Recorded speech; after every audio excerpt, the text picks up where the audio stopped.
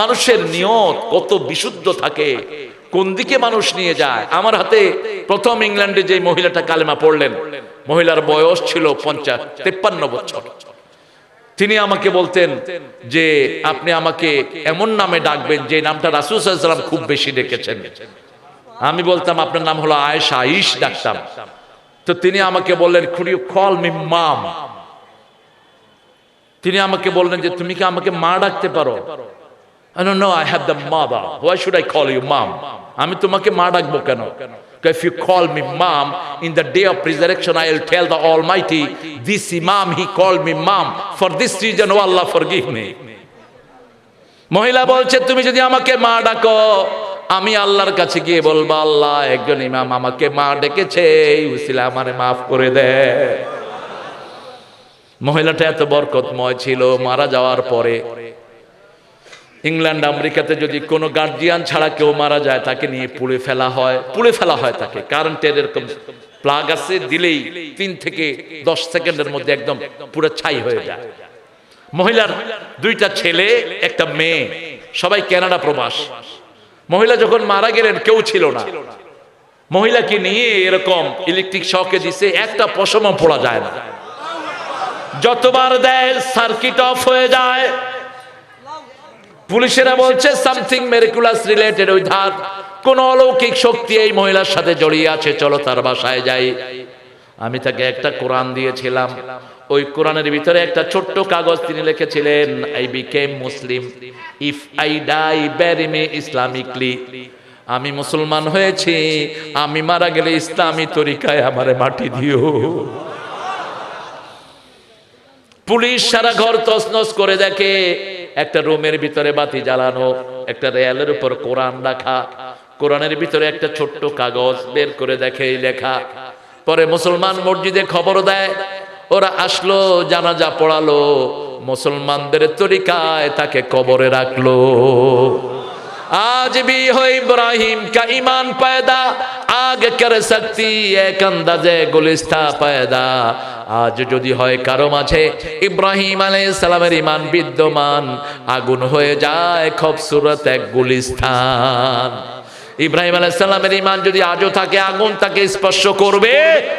এজন্য আল্লাহ বারবার করে বলেছেন ইন্নাল্লাহা আশতারা মিনাল মুমিনিনা আনফুসাহুম ওয়া আমওয়ালাহুম বিআন্না লাহুমুল জান্নাহ ইউকাতিলুনা ফি সাবিলিল্লাহি ফায়াকতুলুনা ওয়া ইউকতালুন ওয়া'দান আলাইহি হাক্কান ফিত তাওরাতি ওয়াল ইনজিলি ওয়াল কুরআন ওমান আওফা বিআহদিহি মিনাল্লাহ।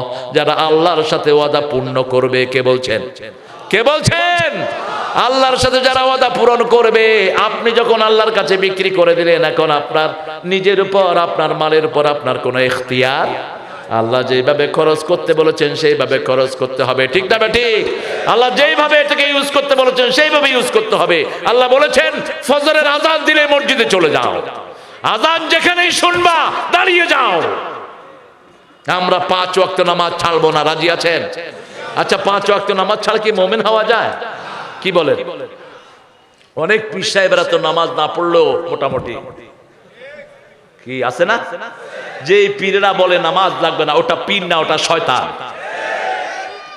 5 ওয়াক্ত নামাজ কোনদিন আর ছাড়বো না, রাজি আছেন মুসলমান?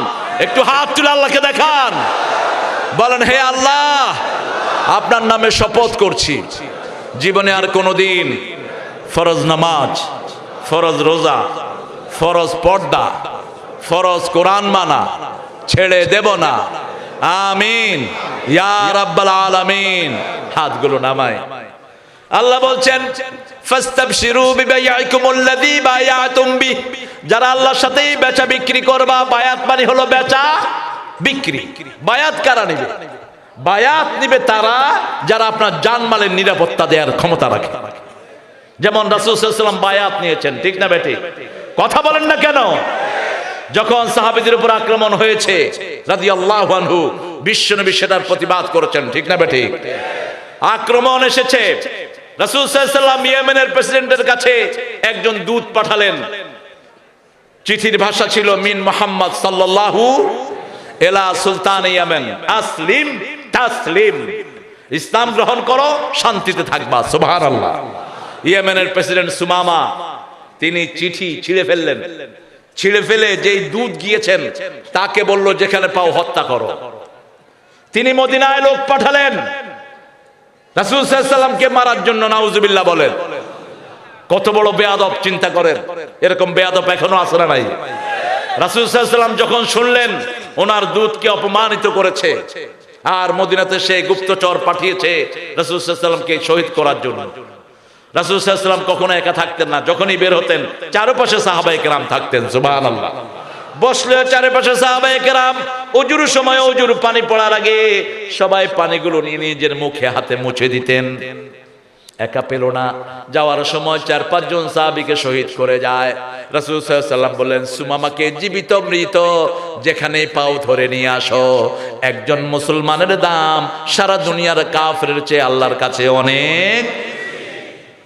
ঘোষণা হয়ে গেল। সুমামা চিন্তা করলেন অন্তত রাসূল সাল্লাল্লাহু আলাইহি ওয়াসাল্লামকে মারতে পারা নাই, কিছু মুসলমান তো মারা গেছে। আনন্দ করার জন্য মক্কা শরীফে যাবেন তিনি। মক্কা শরীফের রাস্তা হলো মদিনার উপর দিয়ে। সাহাবায়ে কেরাম রাতের বেলা মদিনা পাহারা দেয়। যখনই সুমামা গভীর রাতে মদিনায় ঢুকেছে আস্তে করে অ্যারেস্ট করে মসজিদে নববীতে নিয়ে আসা হয়েছে। সিস্টেমটা ছিল আসামিদেরকে এনে মসজিদে নববীর পিলারের সাথে বেঁধে রাখা হতো। সকাল বেলায় ফয়সালা দিতেন মুহাম্মদ সাল্লাল্লাহু।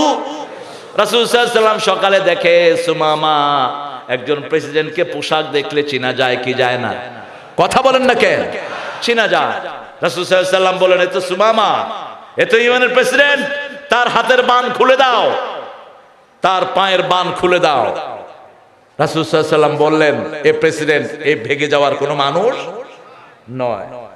সুমামা নামাজের পরে রাসূল সাল্লাল্লাহু আলাইহি ওয়াসাল্লাম বললেন সুমামা তুমি আমার কাছে কি ব্যবহার আশা করো? সুমামা কাঁদা শুরু করেছেন।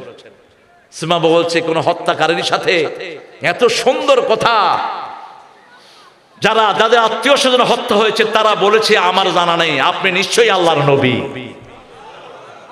রাসূল সাল্লাল্লাহু আলাইহি ওয়াসাল্লাম চিন্তা করলেন একা সুমামা মারা গেলে তিনি মারা যাবেন, আর যদি সুমামা কালেমা পড়ে সারা ইয়েমেনবাসী পড়বে লা ইলাহা লা ইলাহা ইল্লাল্লাহু।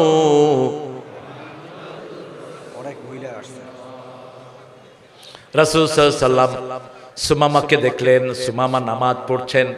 সুমামা দেখছেন লোকেরা নামাজ পড়ছে। 2 দিন পরে বলল ইয়া রাসূলুল্লাহ ওরা যেই কাজটা করে আমিও সেটা করতে চাই। আল্লাহর হাবিব বললেন সেটা করার আগে তোমাকে পড়তে হবে লা ইলাহা ইল্লাল্লাহু মুহাম্মাদুর রাসূলুল্লাহ। সুমামা মুসলমান হলেন। মক্কায় গেলেন, জোরে জোরে পড়ছে লা ইলাহা। লোকেরা মারা শুরু করলো। মক্কার কাফেররা চিনলো এ তো সুমামা। বলছে আমি সুমামা, আমাকে মেরেছো, আমার ইয়েমেনে যাবা, কোনো খাবার সেখান থেকে আনতে দেব না। ইসলাম কত উদার, কত সুন্দর করে আল্লাহর হাবিব শিক্ষা দিয়েছেন। এই বেচা বিক্রি যে করবে আল্লাহ বলছেন সে দুনিয়াতেও সফল আখিরাতেও সফল। আপনি ঘরে নামাজ পড়বেন আপনার বিবিকে সাথে নিয়ে, ফরজগুলো পড়েন মসজিদে, সুন্নত নফল সব ঘরে পড়েন। রাসূল সাল্লাল্লাহু আলাইহি ওয়াসাল্লামের প্রথম জামাতের মুসল্লি হলেন খাদিজাতুল কুবরা রাদিয়াল্লাহু, আর আরেক পাশে হলেন আলী রাদিয়াল্লাহু আনহু। বিবির জন্য আল্লাহর কাছে হাত তুলে দোয়া করেন নাম ধরে।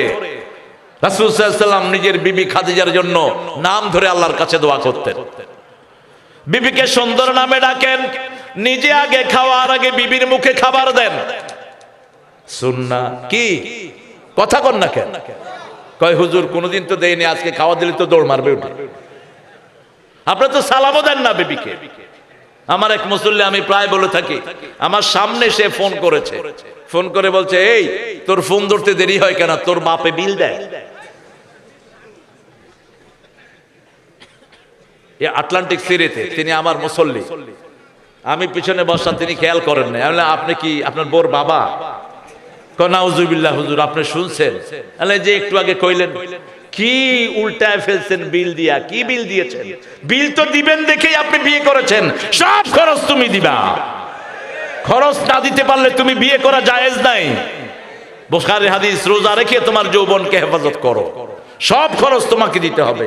বিবি যদি এক পয়সাও না আমাকে কামাই করে, বিবি গুনাহগার হবে না। আমাদের দেশে বহু বেয়াদব স্বামী আছে, নিজেরা বসে বসে খায়, বিবিরে দিয়ে কাম করায়, ঠিক না? তো তুই বিয়ে করলি কেন? আমি বললাম ফোন দেন, ফোন দিয়ে জোরে সালাম দেন বিবিকে, লাউড স্পিকার দেন। তিনি ফোন করে বিবিকে সালাম দিছে, বিবি সালাম না নিয়ে কয় সালাম দাও কেন, কি করবা? কত বেয়াদব দেখে। কয় না আজকে শিখছি, হুজুরে সালাম দিতে কইছে। কয় জীবনে দেও নাই, আজকে ঢং করো। আমি পাশের থেকে বললাম ভাবি আমি তারিক মনোয়ার, আমাকে সালাম দিলেন তিনি। আমি বললাম ভাবি কি খবর? কয় জীবনেও হুজুর আমার গালিগালাজ ছাড়া কথা কয় না। মেয়েদেরকে গালিগালাজ দেয়া হারাম কে বলেছেন? লা তাসুবুল বানাত ইন্নী আবুল বানাত। ও আমার উম্মতেরা, কখনো মায়ের জাতিকে গালি দিও না, মেয়েদেরকে গালি দিও না। আমি নবী মুহাম্মদ সব মেয়েদের বাবা। তোমরা কোনো মেয়েকে গালি দিলে সেই গালি আমি নবীর উপর পড়ে যায়। যেই ঘরে মেয়ে বেশি সেই ঘরে বরকত বেশি। বাংলাদেশে মেয়ে বেশি, বাংলাদেশে বরকত। কথা কন না কেন? একজন দরিদ্র সাহাবী রাসূল সাল্লাল্লাহু আলাইহি ওয়াসাল্লামের কাছে আসলেন, ইয়া রাসূলুল্লাহ আমি খুব গরিব। রাসূল সাল্লাল্লাহু আলাইহি ওয়াসাল্লাম বলেন তুমি বিয়ে করো। বলছে ইয়া রাসূলুল্লাহ নিজেই খেতে পারি না, বিয়ে করে কি করব? বলছে বিয়ে করো, ওই মেয়েটা বরকত নিয়ে আসবে। বিয়ের পরে ওই মেয়েটা এত বরকত নিয়ে আসলো, অল্প দিনের মধ্যে তিনি পয়সাওয়ালা হয়ে গেলেন। আমাদের দেশে যতগুলো পয়সাওয়ালা হয়েছে সব বিয়ের আগে না পরে। কথা কন না কেন? ডাটা নিয়ে দেখেন, বিয়ের পরেই এই মেয়েরা বরকত নিয়ে আসে। আল্লাহু আকবার। মেয়ে যত বেশি বরকত তত। বগুড়া এক মাহফিলে গেলাম, ঘরটা এত সুন্দর, বেড়ার ঘর, কিন্তু প্রত্যেক টেবিলে বেলি ফুল সাজানো। আমি ঢুকেই আমার ভালো লেগেছে খুব। আমি বললাম নিশ্চয়ই ঘরে মেয়ে বেশি, কারণ মেয়ে বেশি হলে ঘরটা গোছানো থাকে, আর ছেলে বেশি হলে উল্টা পাল্টা। ছেলেরা জাঙ্গা খুলে একদিকে মারে, জুতা আরেক দিকে মারে, ঠিক কিনা? প্যান্ট আরেক দিকে, এত অগোছালো। তবে কিছু কিছু ছেলে হয়তো গোছালো আছে। তো বাড়ির মালিককে পাই না, বাড়ির মালিক পলাতক। বললাম ধরে নিয়ে আসেন। বললাম আপনি কি করেন? কয় ফ্যামিলি প্ল্যানিং এ চাকরি করি। বাচ্চা কয়টা? কয় 11টা। আল্লাহ, এই ভাইয়ের মতো সবাইকে এরকম ফ্যামিলি প্ল্যানিং করার সুযোগ দাও।